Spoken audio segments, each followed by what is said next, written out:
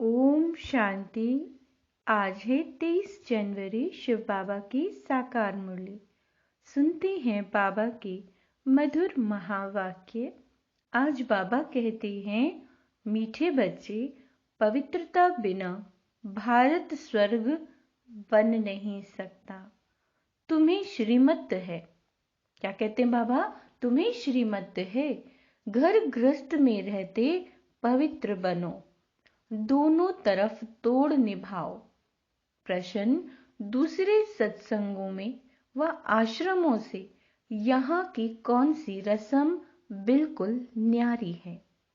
उत्तर है, उन आश्रमों में मनुष्य जाकर रहते हैं, समझते हैं संग अच्छा है, घर आदि का हंगामा नहीं है। बाबा कहते हैं एम ऑब्जेक्ट, लेकिन बच्चे कुछ नहीं है, परंतु यहाँ तो तुम मर जीवा बनते हो। तुम्हें घर बार नहीं छुड़ाया जाता। घर में रह तुम्हें ज्ञान अमृत पीना है। घर में रहते हुए रूहानी सेवा करनी है। यह रस्म उन सत्संगों में नहीं है। ओम शांति। बाप बैठ बच्चों को समझाते हैं, क्योंकि बच्चे जानते हैं कि यहाँ बाप ही समझाते हैं। इसीलिए घड़ी घड़ी शिव भगवानुवाच्य कहना भी अच्छा नहीं लगता। वह गीता सुनाने वाले कहेंगे, क्या कहते हैं? कृष्ण भगवानुवाच्य, कृष्ण भगवानुवाच्य। वह तो होकर गए। कहते हैं श्री कृष्ण ने गीता सुनाई थी, राजयोग सिखाया था। यहाँ तो तुम बच्चे समझते हो शिव बाबा हमको राजयोग सिखला रहे हैं, और कोई सत्संग नहीं जहाँ राजयोग सिखाते हो। बाप कहते हैं मैं तुमको राजाओं का राजा बनाता हूँ। वह तो सिर्फ कहेंगे कृष्ण भगवानुवाच्य। क्या कहते हैं? कृष्ण भगवानुवाच्य, मन मना भव। कब कहा था? तो कहते हैं 5000 वर्ष पहले। वह कोई कहते हैं क्राइस्ट से 3000 वर्ष पहले। 2000 वर्ष नहीं कहते। क्यों? क्योंकि 1000 वर्ष जो बीच में है, इसमें इस्लामी और बौद्धि आए, तो क्राइस्ट से 3000 वर्ष पहले सतयुग सिद्ध हो जाता है। हम कहते हैं आज से 5000 वर्ष पहले गीता सुनाने वाला भगवान आया था, और आकर क्या किया था? देवी देवता धर्म की स्थापन किया था। अब 5000 वर्ष बाद फिर से उनको आना पड़े। बाबा कहते हैं यह है 5000 वर्ष का चक्र। बच्चे जानते हैं यह बाप इस द्वारा समझा रहे हैं। दुनिया में तो अनेक प्रकार के सत्संग हैं जहां मनुष्य जाते हैं। कोई आश्रमों में जाकर रहते भी हैं, तो उनको ऐसे नहीं कहेंगे कि माता पिता पास जाए, जन्म लिया व उनसे कोई वर्षा मिलता है। नहीं, सिर्फ वह संग बहुत अच्छा करते, वहां घर आदि का कोई हंगामा भी नहीं होता है ना। बाकी एम ऑब्जेक्ट तो वहां उद्देश्य तो कि वो कुछ बनेंगे, ऐसा कुछ भी नहीं है। बाबा कहते हैं यहाँ तो तुम कहते हो कि हम माता पिता के, अपने माता पिता के पास आए हैं। बाबा कहते हैं ये तुम हमारा मर जीवा जन्म है, मर जीवा। वह लोग बच्चों को अडॉप्ट करते हैं, तो वह जाकर उनका घर बसाता है। यहाँ वो रस्म नहीं है कि पियर घर और ससुर घर को छोड़ यहाँ आकर बैठे। बाबा कहते हैं ये तो हो नहीं सकता। यहाँ तो गृहस्थ में रहते कमल फूल समान रहना है। कुमारी है वह कोई भी है, उनको कहा जाता है घर में है रहकर ही रोज ज्ञान अमृत पीने आओ। नॉलेज समझ कर फिर औरों को भी समझानी है। बाबा कहते हैं गृहस्थ व्यवहार में भी रहना है, दोनों तरफ तोड़ निभाओ, दोनों तरफ, अंत तक दोनों तरफ निभाना है। अंत में यहां रहे या वहां रहे, कहीं भी रहो, मौत तो सभी को आना है। कहते हैं राम गयो रावण गयो, तो ऐसे नहीं कि सभी को यहां आकर रहना है। यह तो निकलते तब है जब विष के लिए उनको सताया जाता है, तभी निकलते हैं। बाबा कहते हैं जब विष के लिए सताया जाता है। कन्याओं को भी रहना घर में ही है, मित्र संबंधियों की सर्विस करनी है। सोशल वर्कर तो बहुत है, गवर्नमेंट इतने सबको तो अपने पास रख नहीं सकती। वह अपने ग्रस्त व्यवहार में रहते, फिर कोई ना कोई सेवा भी करते। बाबा कहते हैं यहाँ तुमको रूहानी सेवा करनी है, ग्रस्त व्यवहार में भी रहना है। आज बाबा यही क्वेश्चन बार बार दोहरा रहे हैं कि ग्रस्त व्यवहार में रहना है, तोड़ निभाना है। और बाबा ये भी कह रहे हैं कि तुम्हारा यहाँ एम ऑब्जेक्ट है। वहां सत्संगों में जाते हो तो उनका कोई एम ऑब्जेक्ट ही नहीं है। बाबा कह रहे हैं हाँ, जब विकार के लिए बहुत तंग करते हैं, किसके लिए? विकार के लिए बहुत तंग करते हैं, तो आकर ईश्वरीय शरण लेते हैं। यहाँ विष के कारण बच्चियां बहुत मार खाती, और कहीं भी ये बात नहीं है। यहाँ तो पवित्र रहना पड़ता है। गवर्नमेंट भी पवित्रता चाहती है, परंतु ग्रस्त व्यवहार में रहते पवित्र बनाने की ताकत ईश्वर में ही रहती है। अंडरलाइन। समय ऐसा है जो गवर्नमेंट भी चाहती है। क्या चाहती है? कि बच्चे जायज़ी पैदा ना हो, क्योंकि भारत क्या है, बहुत गरीब है, तो चाहते हैं भारत में पवित्रता हो, बच्चे कम हो। बाप कहते हैं बच्चे पवित्र बनो तो पवित्र दुनिया के मालिक बनेंगे। यह बात उन्हों की बुद्धि में नहीं है। भारत पवित्र था, अभी अपवित्र है। सभी आत्माएं खुद भी चाहती हैं कि पवित्र बने। यहाँ दुख बहुत है। तुम बच्चे जानते हो कि पवित्रता बगैर भारत स्वर्ग हो नहीं सकता। नरक में है ही दुख। अब नरक तो और कोई चीज नहीं। जैसे गरुड़ पुराण में दिखाते हैं, वैतरणी नदी है जिसमें मनुष्य गोते खाते हैं। ऐसे तो कोई नदी है नहीं जहां सजाएं खाते हैं। सजाएं तो गर्भ जेल में मिलती हैं। कहाँ मिलती है? गर्भ जेल में सजाएं मिलती हैं। बाबा कहते हैं सतयुग में तो गर्भ जेल होता ही नहीं है जहां सजाएं मिले, गर्भ महल होता है। इस समय सारी दुनिया जीती जागती नरक है, जहां मनुष्य दुखी और रोगी हैं, एक दो को दुख देते रहते। स्वर्ग में ये कुछ होता नहीं। अब बाप समझाते हैं मैं तुम्हारा बेहद का बाप हूँ, मैं रचयिता हूँ, तो जरूर स्वर्ग नई दुनिया रचूंगा। स्वर्ग के लिए आदि सनातन देवी देवता धर्म रचूंगा। कहते हैं तुम माता पिता, कल्प कल्प ये राजयोग सिखाया था। ब्रह्मा द्वारा बैठ सभी वेद शास्त्रों के अंडरलाइन आदि मध्य अंत का बाबा राज समझाते हैं। बिल्कुल अनपढ़ को बैठ पढ़ाते हैं, बिल्कुल अनपढ़ को। तुम कहते थे ना हे भगवान आओ, पतित तो वहां जा न सके, तो पावन बनाने के लिए उनको जरूर आना पड़े। तुम बच्चों को याद दिलाते हैं, क्या याद दिलाते हैं? कि कल्प पहले भी तुमको राजयोग सिखाया था। पूछा जाता है कि आगे कभी ये नॉलेज ली है? तो कहते हैं हाँ, 5000 वर्ष पहले हमने ये ज्ञान लिया था। ये बातें बाबा कहते हैं नई है। नया युग, नया धर्म फिर से स्थापन होता है। सिवाय ईश्वर के यह दैवी धर्म कोई स्थापन कर नहीं सकता। ब्रह्मा विष्णु शंकर भी नहीं कर सकते। क्यों? क्योंकि वह देवताएं स्वयं रचना है। स्वर्ग का रचयिता माता पिता चाहिए। तुमको सुख घनेरे भी यहाँ चाहिए। बाप कहते हैं, क्या कहते हैं? रचता मैं भी हूं, तुमको भी ब्रह्मा मुख द्वारा मैंने रचा है। मैं मनुष्य सृष्टि का बीज रूप हूं। भल कोई कितना भी बड़ा साधु संत आदि हो, परंतु किसी को भी मुख से ऐसे नहीं निकलेगा, किसी के मुख से। यह है गीता के अक्षर। परंतु जिसने कहा है वही कह सकता है, दूसरा कोई कह ना सके। सिर्फ फर्क यह है कि निराकार के बदले श्री कृष्ण को भगवान कह देते हैं।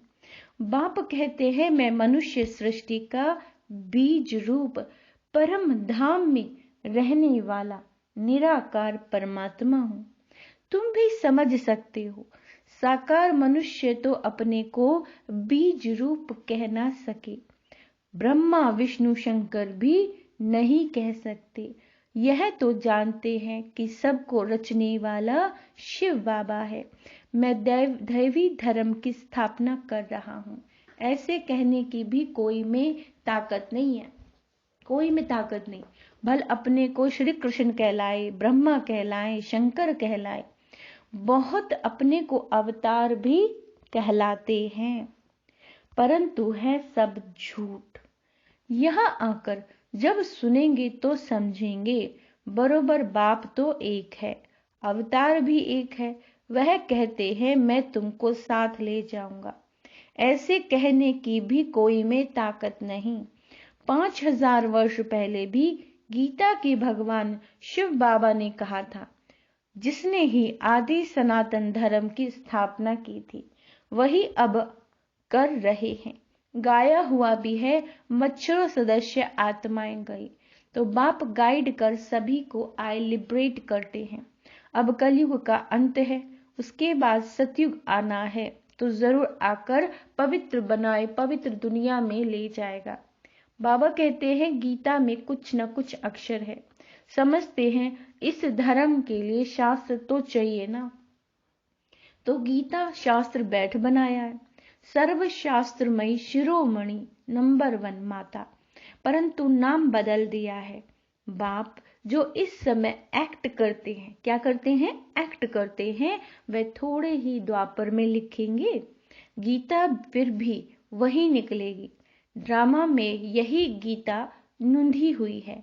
जैसे बाप फिर से मनुष्य को देवता बनाते हैं, वैसे शास्त्र भी बाद में कोई फिर से बैठ लिखेंगे। सतयुग में कोई शास्त्र नहीं होगा, कहाँ नहीं होगा? सतयुग में बाप सारे चक्र का राज बैठ समझाते हैं। तुम समझते हो हमने ये 84 जन्मों का चक्र पूरा किया। आदि सनातन देवी देवता धर्म वाले ही मैक्सिमम 84 जन्म लेते हैं, बाकी मनुष्यों को तो बाद में वृद्धि होती है, वह थोड़े ही इतने जन्म लेंगे। बाप इस ब्रह्मा मुख से बैठ समझाते हैं। ये जो दादा है जिसका हमने तन लोन लिया है, वह भी अपने जन्मों को नहीं जानते थे। यह है व्यक्त प्रजापिता ब्रह्मा और वह है अव्यक्त, है तो दोनों एक ही। तुम भी इस ज्ञान से सूक्ष्म वतनवासी फरिश्ते बन रही हो। बाबा कहते हैं सूक्ष्म वतनवासियों को फरिश्ता कहते हैं। क्यों? क्योंकि हड्डी मांस ही नहीं है। ब्रह्मा विष्णु शंकर को भी हड्डी मांस नहीं है, फिर उन्हों के चित्र कैसे बनाते हैं? शिव का भी चित्र बनाते हैं, है तो वह स्टार, उनका भी रूप बनाते हैं। ब्रह्मा विष्णु शंकर तो सूक्ष्म है, जैसे मनुष्यों का बनाते हैं वैसे शंकर का तो बना ना सके, क्योंकि उनका हड्डी मांस का शरीर तो है नहीं। हम तो समझाने के लिए ऐसे स्थूल बनाते हैं, परंतु तुम भी देखते हो कि वह सूक्ष्म है। अच्छा, मीठे मीठे सिक्के लदे बच्चों प्रति माता पिता बाप दादा का याद प्यार और गुड मॉर्निंग। रूहानी बाप की रूहानी बच्चों को नमस्ते। हम रूहानी बच्चों की रूहानी बाप दादा को याद प्यार, गुड मॉर्निंग, नमस्ते मीठे बाबा, शुक्रिया बाबा, शुक्रिया। रात्रि क्लास है 1968 की है। मनुष्य जो 2 चीज को जरूर चाहते हैं, कौन सी है? एक है शांति और दूसरा क्या है? सुख। विश्व में शांति व अपने लिए शांति। बाबा कहते हैं विश्व पर सुख व अपने लिए सुख की चाह रहती है मनुष्यों को, तो पूछना होता है। बाबा कहते हैं तो पूछना होता है कि अभी अशांति है तो जरूर कभी तो शांति होगी ना, परंतु वह कब और कैसे होती है, अशांति क्यों हुई, यह कोई को पता ही नहीं है, क्योंकि घोर अंधियारे में तुम शांति और सुख के लिए सबको बहुत अच्छा रास्ता बताते हो, तो सुनकर उन्हें खुशी होती है। लेकिन जब सुनते हैं पावन भी बनना है, जब सुनते हैं कि पावन भी बनना है, तो ठंडे पड़ जाते। यह विकार है सभी का दुश्मन और फिर सभी का प्यारा है। इसको छोड़ने का हृदय विदीर्ण होता है। नाम भी विष है, फिर भी छोड़ते नहीं है। तुम कितना माथा मारते हो फिर भी हार खा लेते हैं। बाबा कहते सारी पवित्रता की बात है, इसमें बहुत फेल होते हैं। कोई कन्याओं को देखा तो आकर्षण होती है, क्रोध व लोभ व मोह की आकर्षण नहीं होती। काम महाशत्रु है, इस पर जीत पाना महावीर का काम है। देह अभिमान के बाद पहले काम ही आता है, इस पर जीत पानी है। जो पवित्र है उनके आगे अपवित्र कामी मनुष्य नमन करते, कहते हैं हम विकारी हैं, आप निर्विकारी हो। ऐसे नहीं कहते कि हम क्रोधी हैं, लोभी हैं। सारी बात विकार की है। शादी करते ही है विकार के लिए। यह फुरना रहता है माँ बाप को, बड़े हो तो पैसे भी देंगे, विकार में भी जाएंगे। विकार में ना जाए तो झगड़ा मच जाए। तुम बच्चों को समझाना होता है। ये देवताएं संपूर्ण निर्विकारी थे। तुम्हारे पास ऑब्जेक्ट सामने है। नर से नारायण, राजाओं का भी राजा बनना है। चित्र सामने है, इसको सत्संग नहीं कहा जाता। यह पाठशाला है। सच्चा सत्संग सच्चे बाप के साथ तब हो जब सम्मुख राजयोग सिखावें। सत्य का संग चाहिए, वही गीता का ज्ञान देते हैं, अर्थात राजयोग सिखलाते हैं। बाप कोई गीता सुनाते नहीं। मनुष्य समझते हैं नाम है गीता पाठशाला, तो जाकर गीता सुने, इतनी कशिश होती है। यह सच्ची गीता पाठशाला है। बाबा कहते हैं जहां 1 सेकंड में सदगति, हेल्थ, वेल्थ, हैप्पीनेस मिलती है। तो पूछे सच्ची गीता पाठशाला क्यों लिखते हो? सिर्फ गीता पाठशाला लिखना कॉमन हो जाता है। सच्ची अक्षर पढ़ने से खैच हो सकती है, शायद झूठी भी है, तो सच्ची अक्षर जरूर लिखना पड़े। पावन दुनिया सतयुग को, पतित दुनिया कलयुग को कहा जाता है। बाबा कहते हैं सतयुग में ये पावन थे, कैसे बने सो सिखलाते हैं। बाप ब्रह्मा द्वारा पढ़ाते हैं, नहीं तो पढ़ाएंगे कैसे? यह यात्रा समझेंगे वही जिन्होंने कल्प पहले समझा था। अंडरलाइन, ये यात्रा वही लोग समझेंगे जिन्होंने कल्प पहले समझा था। भक्ति मार्ग के दुब्बन में फंसे हुए हैं। भक्ति का भी बाबा कहते हैं भवका बहुत है, यह तो कुछ भी नहीं, सिर्फ स्मृति में रखो, अभी वापस जाना है, पवित्र बनकर जाना है, इसके लिए याद में रहना है। बाप जो स्वर्ग का मालिक बनाते हैं उनको याद नहीं कर सकते। मुख्य बात यह है, सभी कहते हैं इसमें तो मेहनत है। बच्चे भाषण तो अच्छा करते हैं, परंतु योग में रहकर समझाएं तो असर भी अच्छा होगा। याद में तुमको ताकत मिलती है। सतो प्रधान बनने से सतो प्रधान विश्व के मालिक बनेंगे। याद को निष्ठा कहेंगे क्या? हम आधा घंटा निष्ठा में बैठे, ये रॉन्ग है। बाप सिर्फ कहते हैं याद में रहो, सामने बैठ सिखलाने की दरकार नहीं। सामने बैठो और किसी को सिखलाओ, बाबा कहता है इसकी दरकार नहीं है। बेहद बाप को बहुत प्यार से याद करना है, क्योंकि बहुत खजाना देते हैं। याद से खुशी का पारा चढ़ना चाहिए, अत्यंत इंद्रिय सुख फील होगा। बाप कहते हैं तुम्हारी ये लाइफ बहुत वैल्यूएबल है, इसको तंदुरुस्त रखना है। जितना जिएंगे उतना खजाना लेंगे। खजाना पूरा तब मिलेगा जबकि हम सतो प्रधान बन जाएंगे।